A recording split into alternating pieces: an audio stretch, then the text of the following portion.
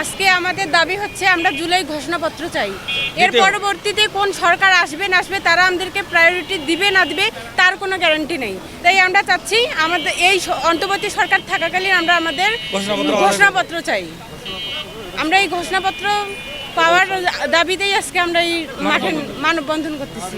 বিগত সময়ে এই অন্তর্বর্তীকালীন সরকার আমাদেরকে জুলাই সনদ নিয়ে নানা ধরনের টালবাহানার সম্মুখীনের মানে আমাদের একটা মধ্যস্থতায় রেখে দিয়েছে, যেটাকে বলা হয় মাঝ নদীতে আমরা আছি। তারা 30 কর্মদিবসের মধ্যে জুলাই সনদ ঘোষণা করার কথা ছিল। 30 কর্মদিবস পার হওয়ার পরেও জুলাই ঘোষণাপত্র কিন্তু এখনও দিতে পারে নাই এই সরকার। তাই আমি সংক্ষেপে বলতে চাই, এই আপনাদের মাধ্যমেই এখানে আমরা নীলফামারী জেলার জুলাই যোদ্ধারা আহত ভাই বোনেরা আছি, সবাই একসাথে হয়ে আমরা আজকে একটা মানববন্ধন করতেছি এই জন্যই যে আমাদের যাতে দ্রুত জুলাই সনদটা ঘোষণা করা হয় এবং এই জুলাই সনদের ঘোষণার মাধ্যমেই আমরা যাতে বাংলাদেশে আমাদের লাইফে একটা সেফ অ্যান্ড সিকিউরিটির দরকার আছে।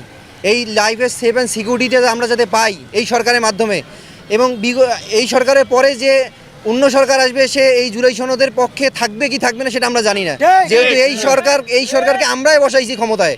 তাই আমাদের এই দাবি এবং আমাদের প্রাণের দাবি যে আমাদের জুলাই সনদ ঘোষণা করে এই সরকারকে যাইতে হবে। অন্য কোনো সরকারের আশায় বা আকাঙ্ক্ষায় আমরা থাকতে চাই না। তাই আমি এই সবার পক্ষ থেকে বলতে চাই এই অন্তর্বর্তী সরকার ডক্টর ইউনূস স্যারকে যে আমাদের অতি দ্রুত, এবং নীলফামারী জেলা জুলাই যোদ্ধাদের পক্ষ থেকে বলতে চাই যে আমাদের অতি দ্রুত যাতে এই জুলাই সনদ ঘোষণা করে দেওয়া হয়।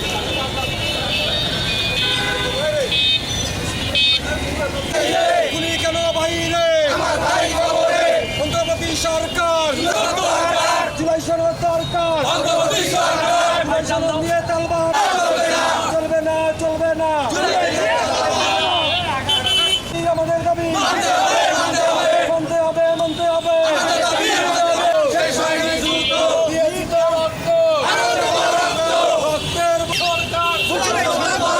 ঘোষণাপত্র দরকার, জুলাই নিয়ে তালবাহানা আমার ভাই কবরে।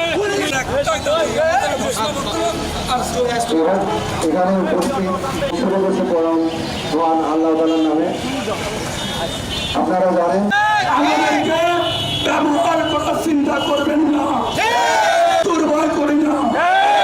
অন্তর্বর্তী সরকারকে বলতে চাই কারণ আমরা ছাত্ররা তাদের বুকের তাজা রক্ত দিয়েছে, কেউ হাত হারিয়ে। বর্তমান অন্তর্বর্তী সরকার আমাদের রক্তের উপর